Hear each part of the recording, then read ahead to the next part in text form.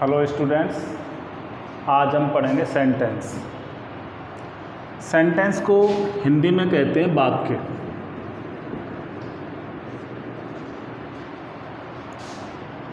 वाक्य a group of words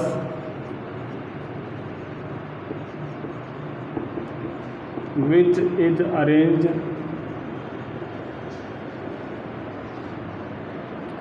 in proper order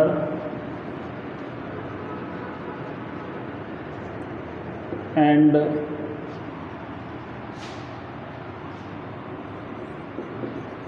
gives a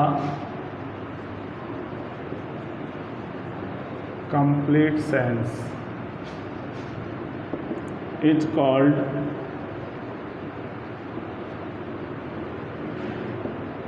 sentence.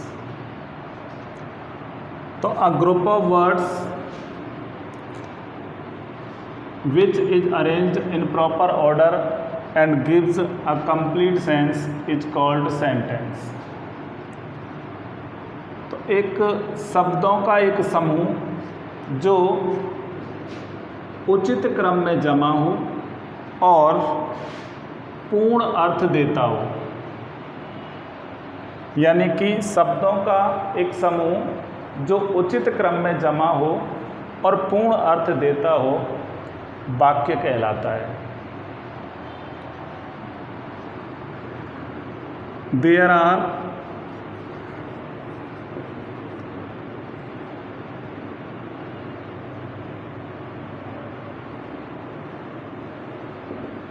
mainly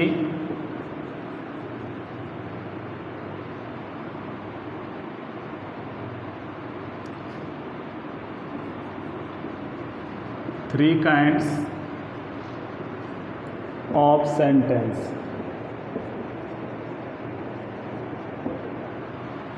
There are mainly three kinds of sentence. Number एक, simple sentence. Number दो,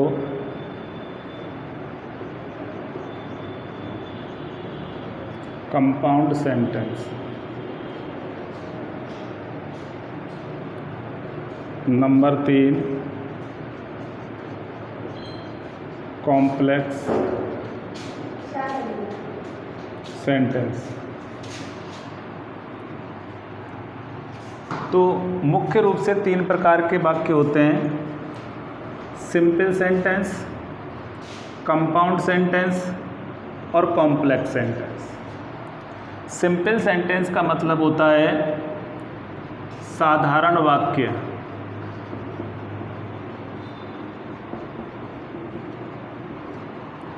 compound का means होता है संयुक्त वाक्य।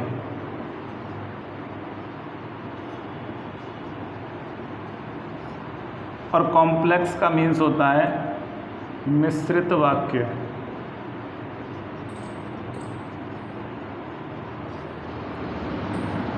तो हम पढ़ रहे हैं वाक्य किसे कहते हैं, कितने प्रकार के होते हैं।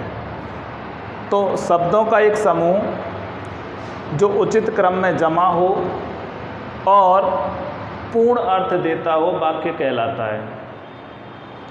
दूसरा है there are mainly three kinds of sentence, यानी मुख्य रूप से तीन प्रकार के वाक्य होते हैं: सिंपल, कंपाउंड और कॉम्प्लेक्स। अब पहले मैं आपको बता दूं वाक्य के बारे में थोड़ा सा। जैसे मैंने लिख दिया राम, सीता, गीता, खेलना, सोना आता है। तो इसमें ना तो इसको वाक्य कह सकते हैं, क्योंकि ना तो इसमें क्रम है और ना ही इसका कोई सेंस है। तो हम अगर इसके बजाय ऐसे हो जाए, राम खेलना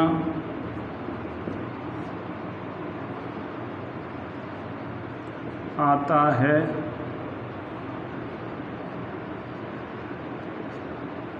घर पर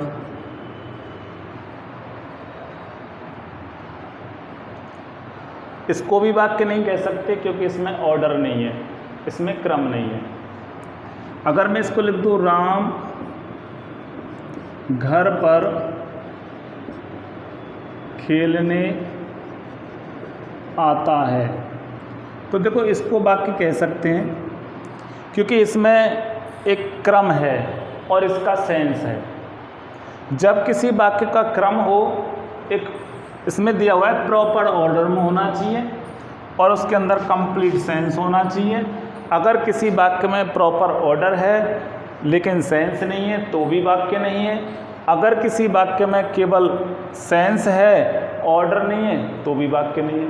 यानी दोनों चीज़ें उसमें आनी चाहिए तभी वो वाक्य है, अन्यथा उसे हम केवल क्या कहेंगे, ग्रुप ऑफ वर्ड्स। अगर कोई ऐसा वाक्य है जिसमें ऑर्डर और सेंस नहीं है तो उसे केवल ग्रुप ऑफ वर्ड्स कहेंगे, हम सेंटेंस नहीं कह सकते। इसके बाद में बात आती है 3 प्रकार के वाक्य होते हैं, सिंपल, कंपाउंड, कॉम्प्लेक्स। तो आज हम पढ़ेंगे सिंपल सेंटेंस। तो देखते हैं।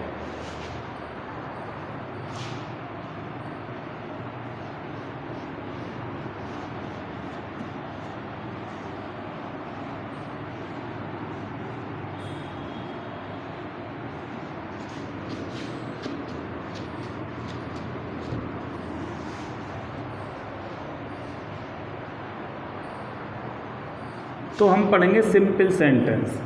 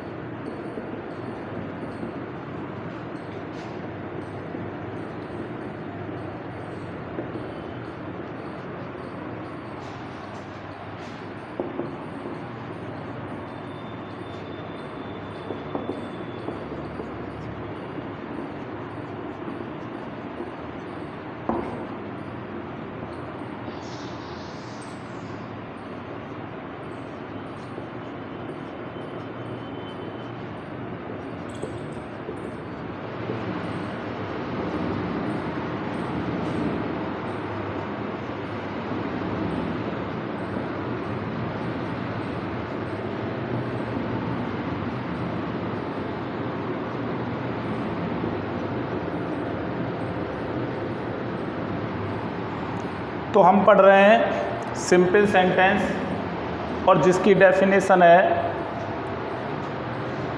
A sentence which has only one subject and one predicate is called simple sentence. यानी कि एक ऐसा वाक्य जिसमें एक सब्जेक्ट और एक प्रेडिकेट होता है वो सिंपल सेंटेंस होता है।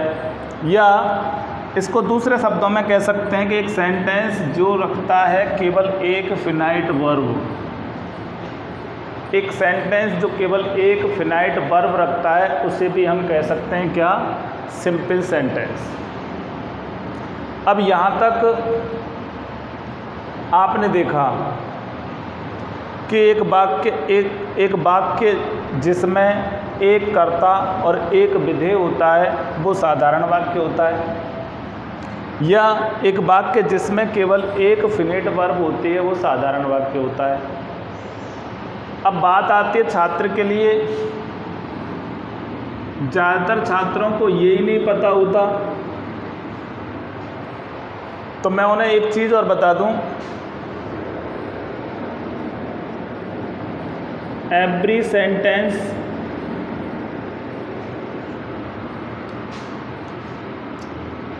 Has 2 parts. एक सब्जेक्ट और दूसरा प्रेडिकेट। तो प्रत्येक वाक्य के 2 भाग होते हैं। एक सब्जेक्ट होता है और एक प्रेडिकेट होता है, और जिस वाक्य में एक सब्जेक्ट और एक प्रेडिकेट होता है वो सिंपल सेंटेंस होता है, ये भी आपने पढ़ा है। और प्रत्येक वाक्य अगर है तो उसमें ये दो चीज़ें ज़रूर होंगी। जैसे देखो, राम टीचर्स मी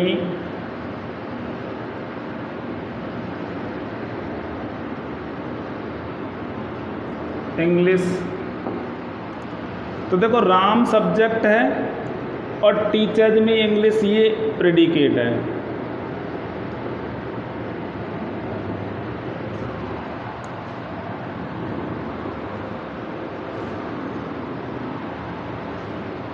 तो प्रत्येक सेंटेंस में टू पार्ट्स होते हैं, एक तो होता है सब्जेक्ट और एक होता है predicate.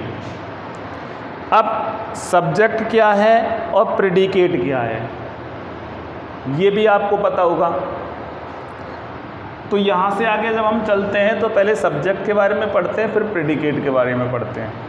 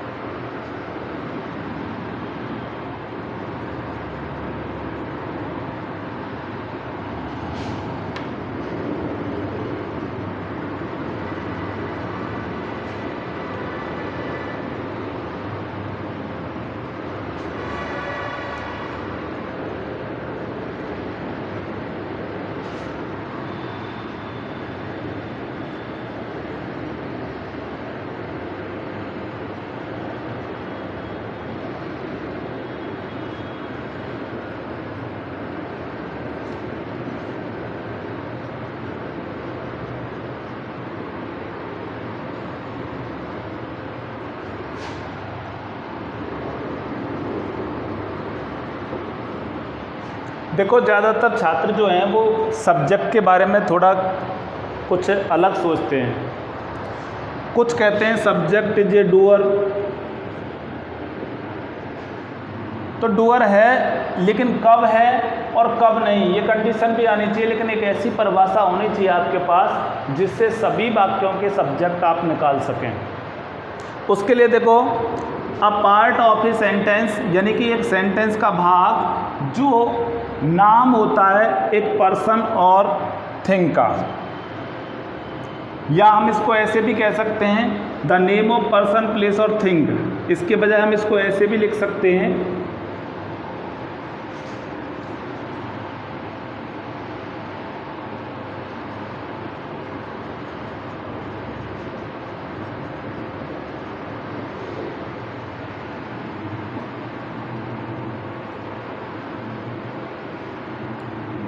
We are speaking about any sentence, यानी किसी व्यक्ति या वस्तु का नाम जिसके बारे में हम वाक्य में चर्चा करते हैं वो होता है कॉल्ड सब्जेक्ट। जैसे मैंने कहा राम इज अ बॉय, तो किसकी चर्चा हो रही है, किसके बारे में बात हो रही है, राम के बारे में, तो ये क्या हुआ हमारा सब्जेक्ट। जैसे मैंने कहा वॉकिंग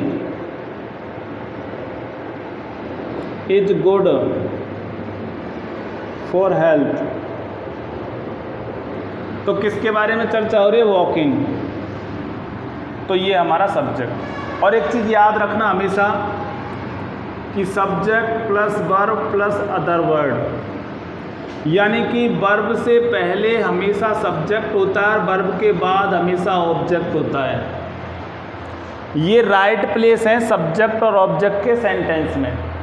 तो जहाँ भी आपको वर्ब दिखे वर्ब से पहले हमेशा सब्जेक्ट पहचाने और वर्ब के बाद हमेशा ऑब्जेक्ट होता है।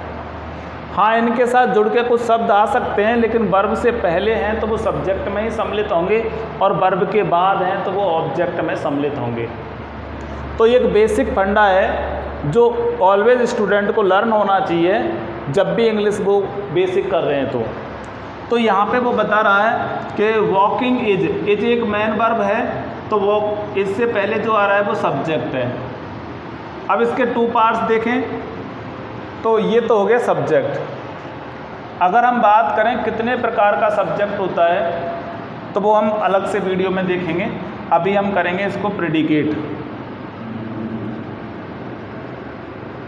अब देखो अगला है प्रेडिकेट।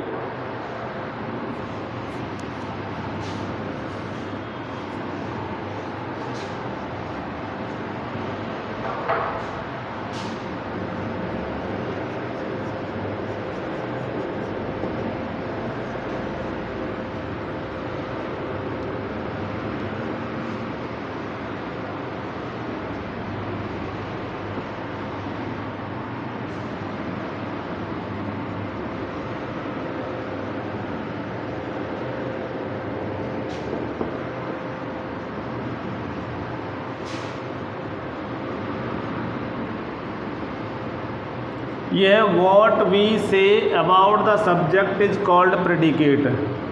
जो हम कर्ता के बारे में कहते हैं या सब्जेक्ट के बारे में जो कुछ कहा जाता है वो होता है प्रेडिकेट। प्रेडिकेट को हिंदी में बोलते हैं विधेय। इसको हिंदी में क्या बोलते हैं? विधेय। और सब्जेक्ट को बोलते हैं उद्देश्य। तो प्रेडिकेट के अंदर जैसे मैंने बताया था अभी आपको कि he is going to his home, ये सेंटेंस है। तो इज वर्ब है, इससे पहले ये सब्जेक्ट है और वर्ब से लेकर के और बाकी के एंड तक हमेशा प्रेडिकेट होता है। अब प्रेडिकेट में 3 पार्ट्स होते हैं। एक तो आती है वर्ब, एक आता है ऑब्जेक्ट और एक आता है कंप्लीमेंट।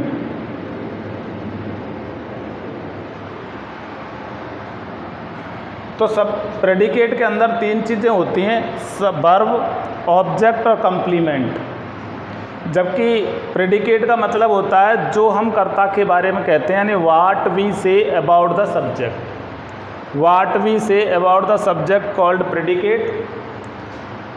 तो ये मैंने अभी सिंपल सेंटेंस की आपको बात की है।